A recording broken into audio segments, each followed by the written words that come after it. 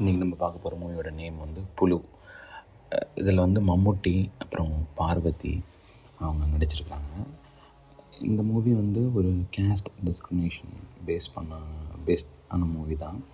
இதில் வந்து மம்முட்டி வந்து ஒரு ஃபாதராக நடிச்சிருப்பார். Father character. அவருக்கு வந்து ஒரு பையன் இருப்பான். அவனை வந்துட்டு ஒரு ஸ்ட்ரிக்டாக அவர் வளர்ப்பார். லைக் பட்டன் போடுறதுலேருந்து கரெக்டாக சாப்பிடணும், கரெக்டான டயத்துக்கு தூங்கணும்னு சொல்லிட்டு ஒரு பர்ஃபெக்டான ஒரு சைல்டாக அவர் வளர்ப்பார். பட் அது வந்துட்டு அந்த பையனுக்கு ரொம்ப சஃபிகேட்டடாக இருக்கும். ஏன்னா எந்த என்ஜாய்மெண்ட்டுமே பண்ண விட மாட்டுறாங்கன்ற மாதிரியே இருக்கும். அந்த கேரக்டரோட டெப்த்தை வந்து கொஞ்சம் கொஞ்சமாக தான் நமக்கு காட்டுவாங்க.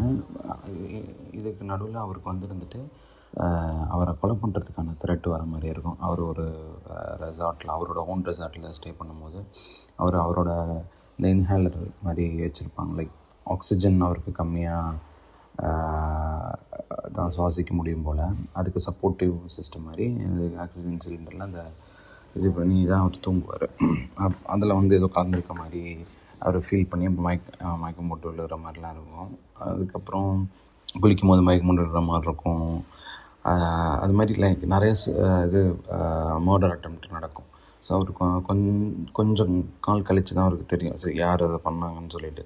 இதில் அப்படியே பேரலில் இன்னொரு ஸ்டோரி காட்டுவாங்க. அவங்களோட சிஸ்டர் வந்துட்டு ஒரு லவ்னால் வெளியே போயிடுவாங்க. அந்த ஆள் பார்த்திங்கன்னா இவங்களோட கம்மியான கேஸ்ட்டு. ஆனால் அவர் வந்துட்டு ஒரு நாடகத்தில் நடிச்சிட்ருப்பார்.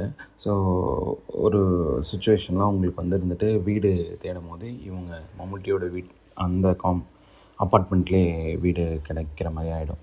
ஸோ அந்த சுச்சுவேஷனில் இவங்க வந்து பேச ட்ரை பண்ணுவான். அவன் ஃபஸ்ட்டு வந்து நெக்லெக்ட் பண்ணுவான். அதுக்கப்புறம் பேசுகிற மாதிரி நமக்கு காட்டுவாங்க. இந்த பையன்கிட்ட இவங்க பாசமாக இருப்பாங்க அத்தைன்னு சொல்லிட்டு. ஸோ இதில் வந்துட்டு அதில் ஒரு சீன் காமிச்சிருப்பாங்க. இவர் வந்து அவங்க தங்கச்சி வீட்டுக்கு போயிட்டு அந்த ஸ்டாச்சுவெல்லாம் எடுத்து பார்த்துட்ருப்பார்.